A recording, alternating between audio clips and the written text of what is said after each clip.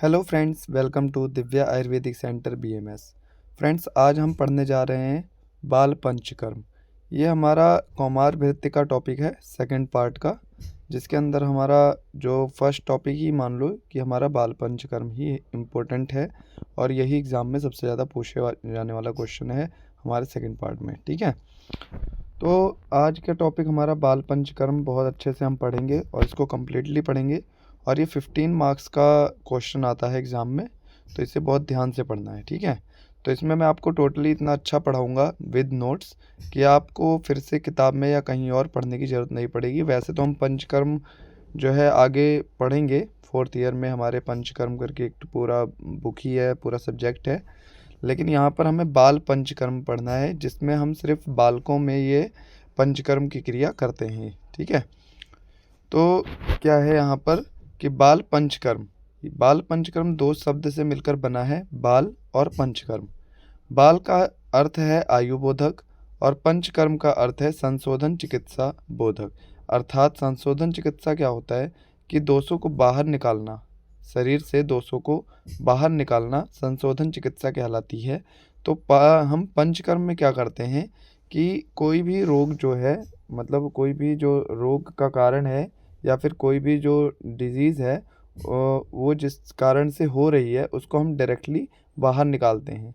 ठीक है, तो पंचकर्म में भी यही करते हैं और संशोधन चिकित्सा में भी यही करते हैं, इसलिए पंचकर्म को यहाँ पर संशोधन चिकित्सा कहते हैं। तो बाल पंचकर्म, बाल का मतलब हो गया बालकों में किया जाने वाला, यानी कि आयुबोधक हो गया, और पंचकर्म अर्थात संशोधन चिकित्सा यानी कि दोषों को बाहर निकालना। ठीक है, तो ये हो गया हमारा बाल पंचकर्म। अब आयुर्वेद में दो तरीके की चिकित्सा ही बताई गई है कि दो तरीके की ही चिकित्सा, हर दोष की या हर रोग की दो चिकित्सा होती है, दो तरीके से चिकित्सा की जाती है। एक संशोधन चिकित्सा होती है जिसमें हम दोषों का निर्हरण करते हैं, अर्थात दोषों को शरीर से बाहर निकालते हैं, और एक होती है संशमन चिकित्सा जिसमें हम रोगों का समूल नाश करते हैं, अर्थात कुपित दोष जो होते हैं, ठीक है, जो बढ़े हुए दोष होते हैं हमारे शरीर में उनको हम बाहर ना निकाल के अर्थात शरीर के अंदर ही शांत करने की क्रिया को संशमन चिकित्सा या संशमन क्रिया कहते हैं। ठीक है, यानी कि हम संशमन चिकित्सा में दोषों को बाहर ना निकाल के शरीर के अंदर ही शांत करते हैं और संशोधन चिकित्सा में हम दोषों को बाहर निकाल देते हैं। ठीक है, पंचकर्म जो है वो सबसे श्रेष्ठ चिकित्सा कहा गया है आयुर्वेद में। ठीक है, पंचकर्म शब्द का प्रयोग मात्र आचार्य चरक ने किया है। पंचकर्म में 5 कर्म होते हैं जिनको मिलाकर पंचकर्म बनता है। उनमें कौन कौन से 5 कर्म हैं? पहला है वमन, दूसरा विरेचन और तीसरा है बस्ती। बस्ती में 2 तरीके की बस्ती मेनली बताई गई है, अनुवासन बस्ती और निरूह बस्ती। निरूह बस्ती को ही हम आस्थापन बस्ती कहते हैं।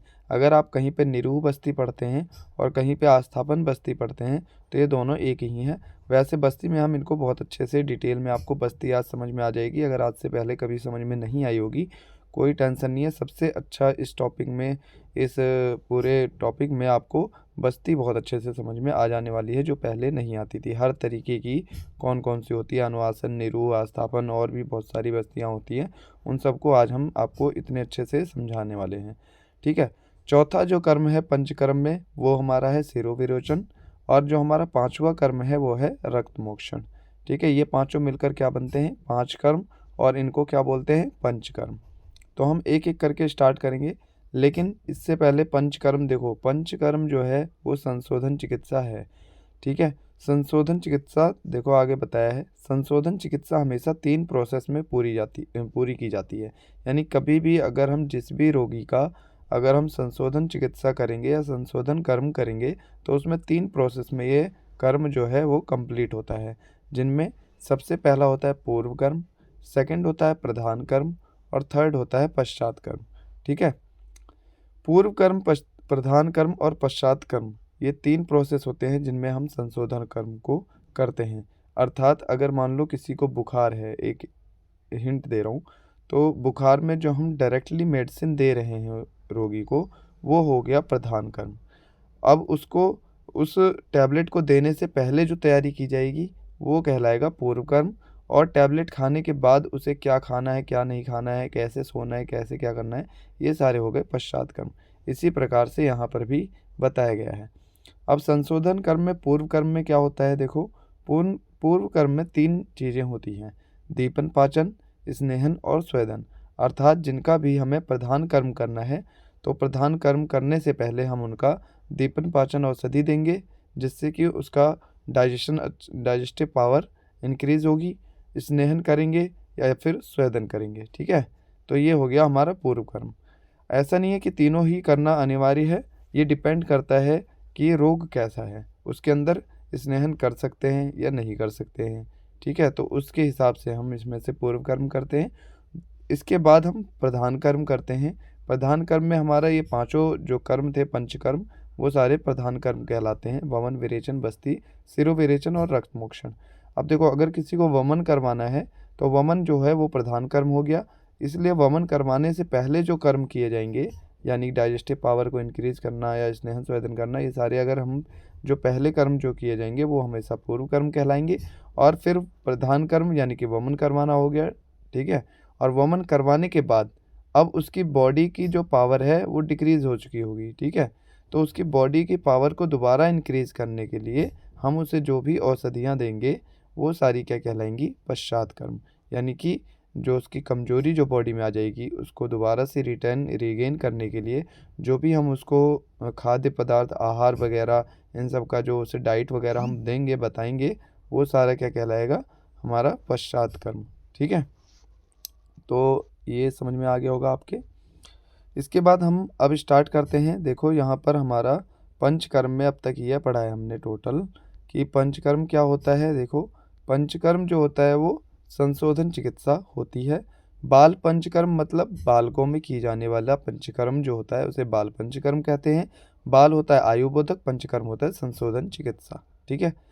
आयुर्वेद में 2 तरीके की चिकित्सा बताई गई है, संशोधन चिकित्सा और संशमन चिकित्सा। संशोधन चिकित्सा में मतलब होता है हमेशा दोषों को बाहर निकाल देना, ठीक है, यानी जो रोग का कारण है उसको बाहर निकाल देना। संशमन चिकित्सा का अर्थ होता है शरीर के अंदर ही उन दोषों को शांत कर देना, ठीक है। इसके बाद बताया गया है कि आयुर्वेद में जो पंचकर्म है वो श्रेष्ठ चिकित्सा है। पंचकर्म शब्द का प्रयोग सबसे पहले आचार्य जो है चरक ने ही किया है। और पंचकर्म जो होता है उसके अंदर 5 कर्म आते हैं, शामिल हैं। इनको मिला के पंचकर्म बना है, जिनमें 5 कर्म कौन से हैं, वमन, विरेचन, बस्ती, शिरोविरेचन और रक्त मोक्षण, ठीक है। इसके बाद हमने पढ़ा कि जो पंचकर्म है उनको 3 प्रोसेस में की जाती हैं, पूर्व कर्म, प्रधान कर्म और पश्चात कर्म। पूर्व कर्म यानी कि अगर वमन करवाना है तो वमन से पहले की जाने वाली सारे कर्म क्या कहलाएंगे, पूर्व कर्म। और फिर वमन की क्रिया जो है वो हो जाएगी प्रधान कर्म। और वमन के बाद की जो क्रियाएं होंगी या फिर जो भी हम कर्म करेंगे वो पश्चात कर्म में आ जाएंगे, ठीक है। तो ये इतना समझ में आ गया था। अब पंचकर्म में 5 कर्म में से हम सबसे पहला जो पूर्व कर्म में आता है वो आता है हमारा स्नेहन। तो इसलिए हम अब पढ़ रहे हैं स्नेहन को। ये 5 नंबर में स्पेशली टॉपिक भी पूछा जा सकता है, स्नेहन कर्म बताएं, ठीक है। तो इसमें आपको जो जो पढ़ाया जाएगा वो आपको सारा एग्ज़ाम में लिख के आना है। अब स्नेहन कर्म में सबसे पहले हम इसकी परिभाषा देखेंगे क्या होता है। तो जो शरीर में स्निग्धता, मृदुता उत्पन्न करे उसे स्नेहन कर्म कहते हैं। देखो, इसमें ज़्यादा नहीं पढ़ना है, क्योंकि आगे जब हम पंचकर्म पढ़ेंगे 4th ईयर में, या आपने पहले पंचकर्म अगर पढ़ा हो, स्नेहन स्वेदन चरक में पढ़ा होगा, तो वहाँ पे डिटेल में पढ़ना था। ये बाल पंचकर्म पूरा टॉपिक आता है, तो इसमें हम थोड़ा थोड़ा ओवरऑल कंप्लीटली पढ़ेंगे, ठीक है। इसमें ज़्यादा डिटेल में पढ़ने की ज़रूरत नहीं है। तो स्नेहन की परिभाषा क्या हो गई, जो शरीर में स्निग्धता, मृदुता उत्पन्न करे उसे स्नेहन कहते हैं, यानी कि शरीर को स्निग्ध बनाती है ये, ठीक है, चिकनाहट पैदा करती है। इसके गुण क्या होते हैं, तो देखो गुण क्या होते हैं, द्रव, सूक्ष्म, सर, स्निग्ध, गुरु, शीतल, मंद और मृदु, ठीक है। ये होते हैं स्नेहन के गुण। स्नेहन जो है उसमें जो सबसे अच्छा स्नेह बताया गया है वो चतुर्विध स्नेह बताया गया है। स्नेह और भी बहुत सारे हैं, लेकिन जो ये चतुर्विध स्नेह है ये सबसे ज़्यादा इम्पोर्टेंट है, मेनली इन्हीं का प्रयोग हम करते हैं। चतुर्विध स्नेह क्या होता है, ये 2 नंबर में भी पूछा जा सकता है। तो घृत, तैल, वसा एवं मज्जा, ये 4 क्या होते हैं, चतुर्विध स्नेह होते हैं। ये सभी स्नेहों में जो श्रेष्ठ होता है ये 4 होते हैं। जैसा कि मैंने अभी बताया है कि स्नेह और भी बहुत सारे होते हैं, लेकिन उन स्नेहों में सबसे श्रेष्ठ जो होते हैं ये 4 होते हैं। और इनमें भी जो घृत होता है वो हमारा सर्वश्रेष्ठ होता है, क्योंकि ये अपने गुणों के साथ साथ जो इसके गुण हैं वो तो इसमें रहते ही हैं, बल्कि ये तेल वगैरह के भी गुण अपने अंदर धारण कर लेता है, इसलिए ये सबसे जो है सर्वश्रेष्ठ माना गया है। अब देखेंगे स्नेहन के योग्य कौन कौन से रोगी होते हैं।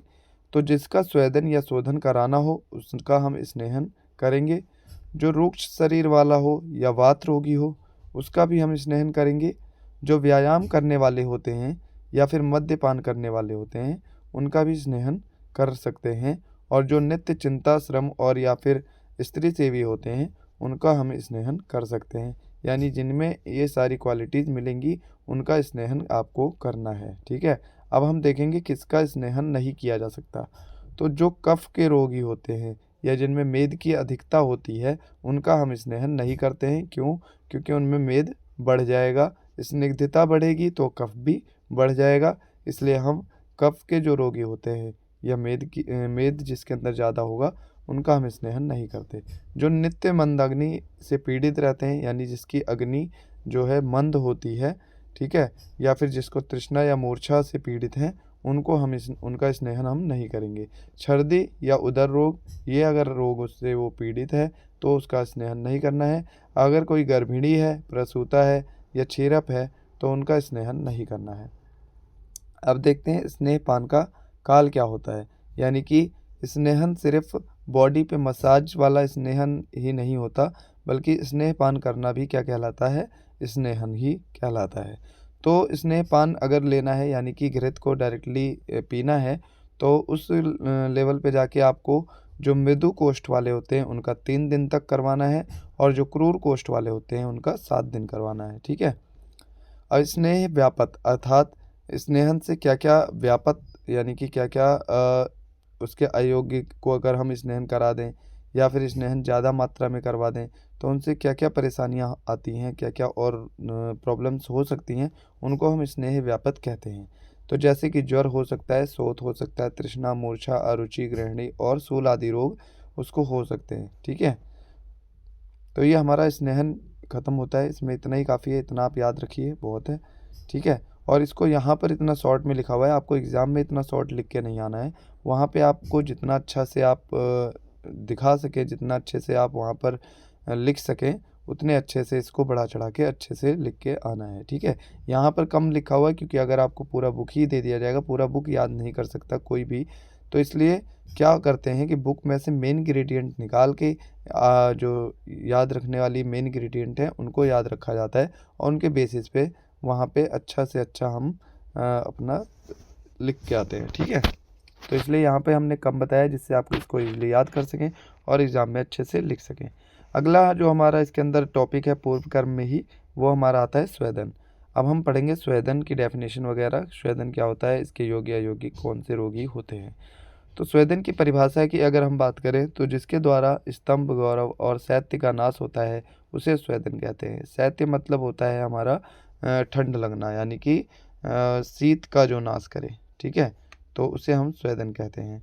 जो हमारे शरीर में गर्माहट उत्पन्न करे यानी कि स्वेद उत्पन्न करे उसे स्वेदन कर्म कहते हैं। स्नेहन कर्म के उपरांत यानी स्नेहन कर्म के बाद स्वेदन दूसरा महत्वपूर्ण पूर्व कर्म होता है। स्वेदन से जो वातज और कफज साध्य रोग होते हैं वो शांत हो जाते हैं। अर्थात स्वेदन मेनली वातज रोगों में और कफज रोगों में किया जाता है। ठीक है, स्वेदन जो होता है वो मृदुता उत्पन्न करने वाले क्रियाओं में श्रेष्ठ है और स्वेदन प्रक्रिया अग्निगुण प्रधान है, इसीलिए यह जो है पित्तज विकारों में नहीं किया जाता है। सबसे मोस्ट इम्पोर्टेंट लाइन है, हमेशा याद रखना कि स्वेदन, अब मैंने जैसा बताया था, मान लो कोई पित्तज रोग है, पित्तज रोग स्किन रोग, मान लो कोई स्किन रोग है और वो पित्त दोष की वजह से हो गया है। अब हम उसके अंदर मान लो वमन करवाना चाह रहे हैं अगर, ठीक है, तो वमन करवाने से पूर्व कर्म में बताया गया था स्नेहन स्वेदन वगैरह सारे पूर्व कर्म कहलाते हैं। तो मैंने जैसे कि मैंने बताया था कि सब कोई इंपॉर्टेंट नहीं है कि सारे ही करवा देंगे, डिजीज़ पे डिपेंड करेगा। अब अगर पित्तज रोग की वजह से अगर हम वमन करवा रहे हैं तो हम पूर्व कर्म में उसको स्वेदन नहीं करवाएंगे। ठीक है, तो पित्तज रोगों में स्वेदन नहीं करवाया जाता कभी भी। क्यों? क्योंकि यह प्रक्रिया कैसी होती है, अग्निगुण प्रधान होती है। अब वात की अगर प्रधानता है तो स्निग्ध स्वेदन करवाते हैं, कफ की प्रधानता है तो रुक्ष स्वेदन करवाते हैं और अगर दोनों का संयोग है तो हम क्या करवाएंगे, यानी वात कफज व्याधि में स्निग्ध रूक्ष स्वेदन करवाते हैं। अब स्वेदन के भेद कितने होते हैं, तो काश्यप ने अष्टविध स्वेद यानी 8 प्रकार का स्वेद बताया है, सुश्रुत ने चतुर्विध स्वेद अर्थात 4 प्रकार का स्वेद बताया है, और चरक ने 2 तरीके से इसको डिवाइड किया है, पहले तो साग्नि स्वेद और निरग्नि स्वेद, ठीक है, और फिर इसके अंदर आगे की स्वेद बताए हैं, ठीक है। साग्नि और निरग्नि स्वेद इन्होंने 2 तरीके से बता दिए हैं बस। साग्नि में जो है अग्नि का प्रयोग करके स्वेदन करते हैं, और निरग्नि अर्थात बिना अग्नि के प्रयोग के हम स्वेदन करते हैं। ये आगे हम अभी पढ़ेंगे, ठीक है। तो मतलब मैं point two point direct point two the point की बात कर रहे हैं, जिससे आपको ईजिली आपके दिमाग में ये बातें रह सकें। अब देखो, आपको आज तक अगर स्वेदन याद ना हुआ हो तो सबसे अच्छा याद करने की भी ट्रिक बताते हुए चलता हूँ। देखो, सबसे बढ़िया, माइंड बिल्कुल क्लियर, आपको स्वेदन के बारे में कुछ नहीं पता है, ठीक है। अब सबसे पहले आपने नाम सुना स्वेदन। स्वेदन ही खुद ही नाम से बता रहा है स्वेद उत्पन्न करने वाला, अर्थात अगर स्वेद उत्पन्न हो रहा है तो यानी कि शरीर में गर्माहट उत्पन्न हो रही है, ठीक है। गर्माहट उत्पन्न हो रही है, इसका मतलब अग्नि से गुण से प्रधान होगा, ठीक है। तो स्वेदन, अब आपको 3-4 बातें तो वैसे याद हो गई। स्वेद उत्पन्न करने वाला, स्तंभ गौरव, या फिर जो आपका सर्दी है यानी शैत्य का नाश करने वाला जो कर्म होगा वो स्वेदन कहलाएगा। दूसरे पॉइंट हो गया कि सबसे पहले स्नेहन करेंगे, ठीक है। स्नेहन के बाद जो सबसे महत्वपूर्ण पूर्व कर्म है वो हमारा स्वेदन है। तीसरी पॉइंट हमेशा याद रखना कि क्या था, अग्निगुण प्रधान था। अब अगर ये अग्निगुण प्रधान है तो कफज रोगों में इसका सबसे अच्छा उपयोग है, यानी कफज रोग सबसे आसानी से इससे शांत हो जाएंगे। और वातज रोग को आप इसके साथ याद रख लेना कि वातज और कफज जो रोग होते हैं वो स्वेदन से शांत हो जाते हैं। अब स्वेदन जो है मृदुता उत्पन्न करने वाले क्रियाओं में आता है, और स्वेदन की प्रक्रिया जो होती है अग्निगुण प्रधान होती है, इसीलिए इसका प्रयोग पित्तज विकारों में नहीं किया जाता है। ये हो गई इसकी सारी, समझ लो, डेफिनेशन ही थी, ठीक है, यानी कि इसका परिचय, स्वेदन का परिचय हो गया, ठीक है। अब स्वेदन के भेद याद रखना कि काश्यप ने 8 प्रकार के बताए हैं, सुश्रुत ने 4 प्रकार के बताए हैं, और चरक ने 2 तरीके में डिवाइड किया, साग्नि और निरग्नि। आपको याद रखने में इजी हो, इसी वजह से मैं साग्नि और निरग्नि के भेद अभी नहीं बता रहा हूँ, वो आगे बताऊँगा, पढ़ाऊँगा।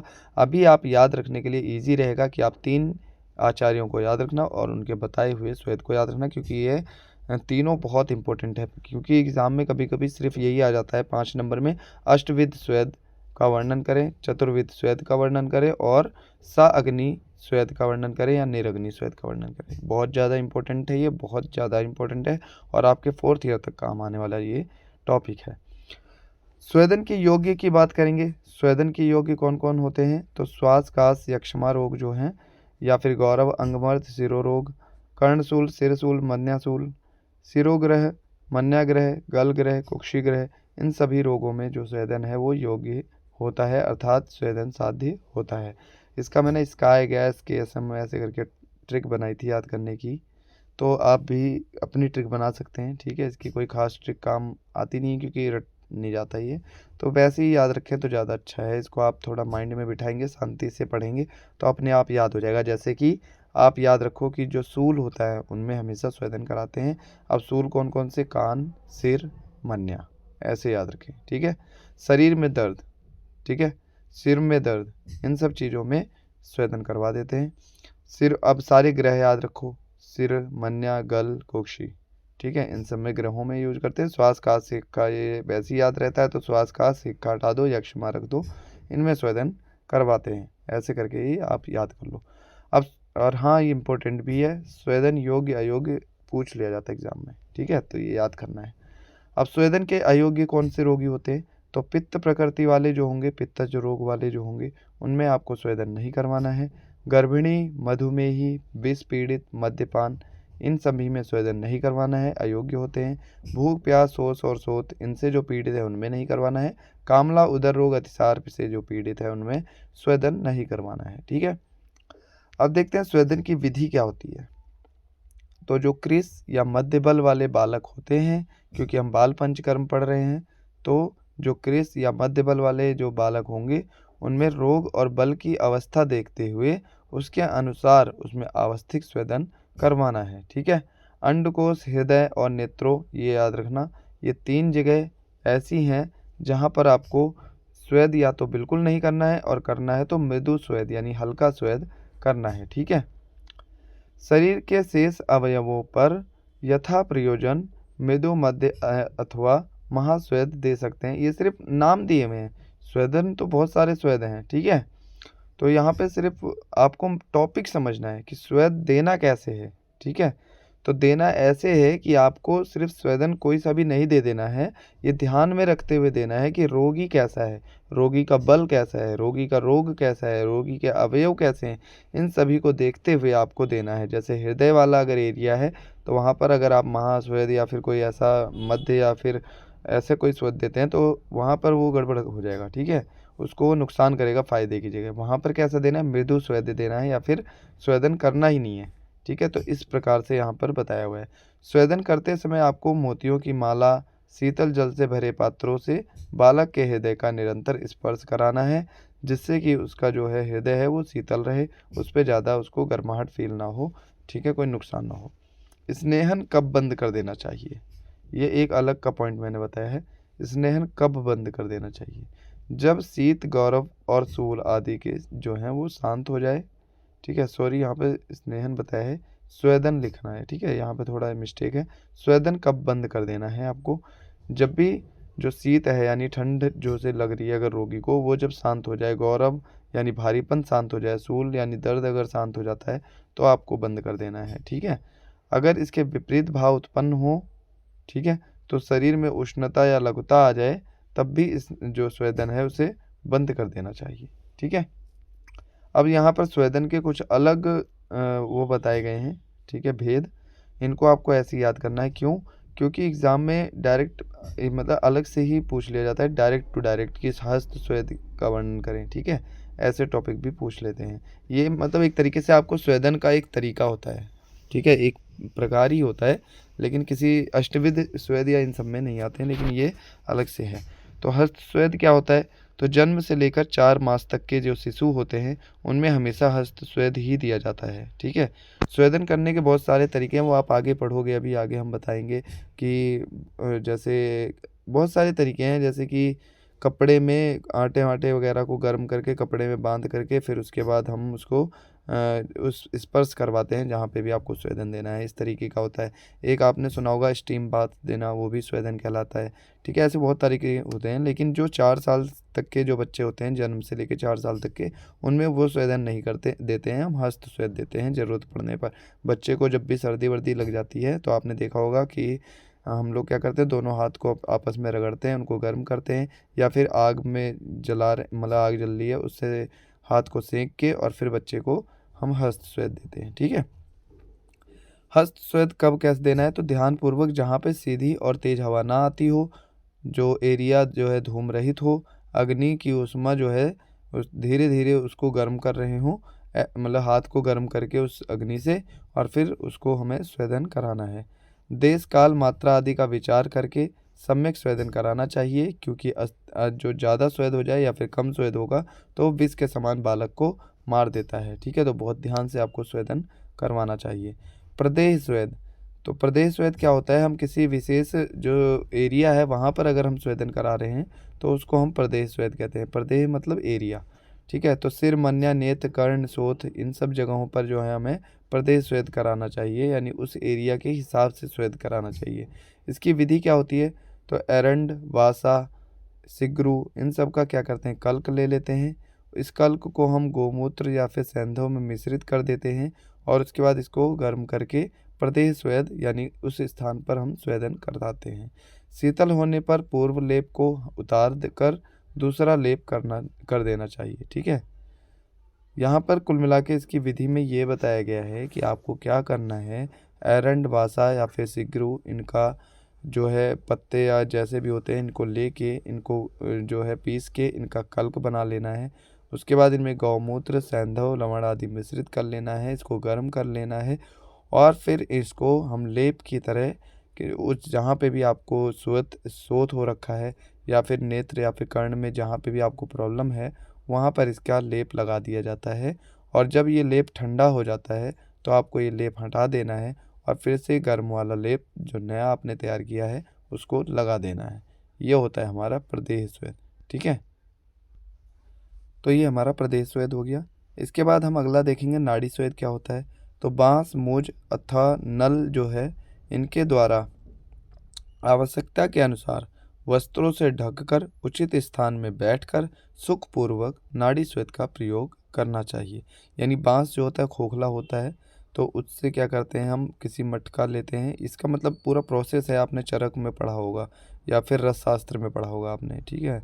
रसशास्त्र में तो खैर नाड़ी स्वेद से नहीं पढ़ा होगा, लेकिन ऐसा एक प्रोसेस उसमें यंत्र जो है उसके अंदर ऐसा दिया गया है, वहाँ पर होता है कि उसमें हम पाइप लेते हैं, उसको उसमें लगा देते हैं मटके में गर्म जल भर देते हैं। उससे जो भाप निकलता है वो नाड़ी के द्वारा आता है। आप उसको कंबल से ओढ़ के उसमें नली रख के मतलब आप नाड़ी स्वेद ले सकते हैं, ठीक है। इसके बाद होता है प्रस्तर स्वेद क्या होता है। तो उष्ण धान्य को फैलाकर उस पर श्वेत एरंड, लाल एरंड या फिर अर्क पत्र पर स्नेह लगाकर उन्हें गर्म करके बिछाने के बाद बालक को वस्त्रों से ढककर सुखपूर्वक लिटा दे तथा इसे निरंतर बदलते रहिए। तो वही हो गया कुल मिला के कि बच्चे को जहाँ पर लिटाना है, जो सैया है आपकी, उस सैया पे आपको उष्ण धान्य लेकर उसको फैला देना है। उसके ऊपर, धान्य के ऊपर अब आपको अर्क या फिर लाल एरंड इन सब के पत्र लेने हैं। उस पत्र को उस पर बिछा देना है और उस पर आपको स्नेह लगा देना है, गर्म स्नेह लगा देना है, और फिर उस पर आपको बालक को ढककर लिटा देना है। ये होता है प्रस्तर स्वेद। अब देखेंगे अगला है हमारा संकर स्वेद क्या होता है। तो लवण एवं स्नेह सहित उष्ण तथा सुखकारी खीर, यवागु, खिचड़ी, कठोर वस्तुएं, यानी इसमें कुल मिला के ये है, देखो जो आपने प्रस्तर स्वेद पढ़ा था उसमें हम उष्ण धान्य लेकर फिर बिछा रहे थे, लेकिन इसमें हम क्या करेंगे कि खीर, यवागु वगैरह बनाकर, खिचड़ी वगैरह बनाकर और फिर उसको बिछाएंगे पहले, ठीक है। उसको बिछाने के बाद उस पर हम वस्त्र मतलब बिछा देंगे, और वस्त्र बिछाने के बाद क्या करेंगे, उस पर हम जो है पिंड बनाकर इनके द्वारा जो हम वो है बच्चे का या फिर बच्चे का जहाँ पे भी प्रॉब्लम है वहाँ पर हम स्थानिक स्वेदन करवाएंगे, यानी उस स्थान पर हम स्वेदन करवाएंगे, ठीक है। तो यहाँ पर बस इतना फ़र्क है कि हमें लवण जो ले है मतलब स्नेह सहित उष्ण और सुखकारी खीर, यानी वहाँ पर हम ले रहे थे क्या, उष्णधान, यहाँ पर हम ले रहे हैं यवागु वगैरह। जब बना के मतलब उनको बना के फिर उनको एक वस्त्र में रखकर और उनको गोला की तरह, आपको वीडियो में कैसे दिखाएं, तो गोला बना के मतलब उसको जहाँ पे प्रॉब्लम है वहाँ पर हम स्वेदन करवाते हैं, ठीक है। इस पे जो संकर स्वेद वगैरह जो हैं, इनके प्रोसेस को आपको पढ़ने के लिए 4th ईयर में तो मिलेगा पंचकर्म में, ठीक है। उसमें आपको इमेज वगैरह मिल जाएगी। तो अगर आपको इससे प्रॉब्लम है संकर स्वेद वगैरह से, तो आप इसको, अगर आपके सीनियर हैं उनसे आप पंचकर्म की बुक ले सकते हैं। उसके अंदर इनके प्रोसेस को इमेज के द्वारा देख सकते हैं, ठीक है। उसमें फ़ोटोज़ वगैरह डाली हुई हैं, तो उसमें आप देख सकते हैं। तो आपको ये लाइन पढ़िए और इमेज उसमें देखिए, तो आपको ईजिली समझ में आ जाएगा, ठीक है। इसके बाद उपनाह स्वेद क्या होता है। तो उपनाहन का अर्थ होता है बंधन, यानी कि उष्ण वस्त्र द्वारा गात्र पर बांधना उपनाह कहलाता है। अर्थात दूध, दही आदि जो चिकने पदार्थ होते हैं उसके उन स्नेहों से तैयार करके हम कोई भी चीज़ बना लेते हैं। जैसे खिचड़ी वगैरह जैसे बना रहे थे, ऐसी कोई भी चीज़ बना लेते हैं और उसको फिर जैसे लेप लगाते हैं ऐसे लेप लगा देते हैं जहाँ पे भी प्रॉब्लम होती है। तो उसको हम बोलते हैं, उस तरीके से स्वेद करना उपनाह स्वेदन कहलाता है, ठीक है। इसके बाद देखेंगे अवगाह स्वेद क्या होता है। तो यह एक प्रकार की द्रव स्वेदन विधि है। अर्थात हम क्या करते हैं, क्वाथ लेते हैं या फिर यूस या फिर जल या फिर तेल, इनको लेकर एक द्रोणी में भर लेते हैं और फिर रोगी को जो है सुखोष्ण, यानी कि जहाँ पर उसे मतलब ज़्यादा गर्मी ना मिले, यानी कि वो ज़्यादा गर्म नहीं होना चाहिए। सुखोष्ण मतलब उतना गर्माहट जो रोगी को सुख प्रदान करे, तो उसको हम सुखोष्ण बोलते हैं। उन द्रव्यों से जो है मंजन किया जाता है, यानी कि उसमें हम उसको बाथ टब में लिटाकर या फिर उसको नहलाकर जैसे चाहें वैसे अवगाह स्वेद दे सकते हैं, ठीक है। तो यहाँ पर हमारा जो है स्वेदन ख़त्म होता है। तो हमने पूर्व कर्म इस वीडियो में पढ़ लिया है और हमने पंचकर्म पढ़ लिया है, ओवरऑल परिचय वगैरह, ठीक है। तो ये हमारा कंप्लीट हो गया है। अब हम अगली वीडियो में पंचकर्म जो मेनली है, 5 कर्म जो अपने हैं उनका हम स्टार्ट करेंगे। तो पूर्व कर्म हमने पढ़ लिया है, अब हम पढ़ेंगे क्या, प्रधान कर्म, वमन विरेचन बस्ती और सिरोविरेचन और हमारा रक्त मोक्षण। इनको हम पढ़ेंगे प्रधान क्रम में, और इसके बाद हम पढ़ेंगे पश्चात क्रम। तो ये हमारा कंप्लीट हो जाएगा बाल पंच कर्म। ठीक है, तो मिलते हैं फ्रेंड्स नेक्स्ट वीडियो में। अगर आपको ये वीडियो पसंद आई हो तो इसको लाइक कीजिएगा। ठीक है, और काफ़ी दिनों बाद मैंने वीडियो बनाया है ये, तो थोड़ा बहुत अभी बोलने में या फिर आपको बताने में थोड़ी प्रॉब्लम हुई होगी। ठीक है, उतना आसान, उतने इजी लैंग्वेज में मैंने नहीं बता पाया हूँगा, लेकिन ये गलतियाँ धीरे धीरे सुधर जाएंगी जैसे जैसे और वीडियोस में बनाऊँगा। ठीक है, लेकिन आप भावनाओं को समझें, और इस वीडियो में जो भी आपको नोट्स हैं उनको बार बार पढ़ें, उनको समझने की कोशिश करें, तो आपको ये अच्छे नोट्स और ये वीडियो भी अच्छी लगेगी। ठीक है, तो इसको लाइक कीजिएगा और कमेंट में मेरे को प्रॉब्लम्स ज़रूर बताइएगा। अगर वीडियो में कुछ कमी रह गई हो या फिर कोई प्रॉब्लम हो या फिर मेरे में बताने में समझाने में कोई दिक्कत परेशानी हो, तो आप कमेंट में बता सकते हैं, मैं उसका सुधार ज़रूर करूँगा। ठीक है, तो मिलते हैं फ्रेंड्स नेक्स्ट वीडियो में। Take care, bye.